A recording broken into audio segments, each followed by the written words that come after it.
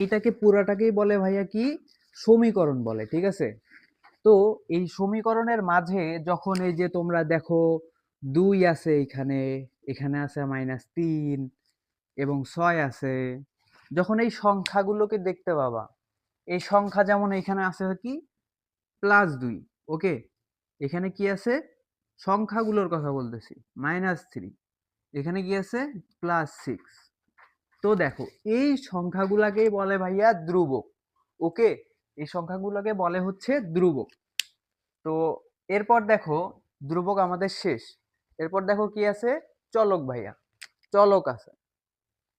তো দেখো এখানে দেখো, যখন আমাদের এই যে সমীকরণটার মাঝে এক্স ওয়াই জেড মানে যে সংখ্যাগুলো থাকে, মানে এবিসিডি বা others, A B C D X Y Z অথবা এল এম এন, এগুলো থাকে,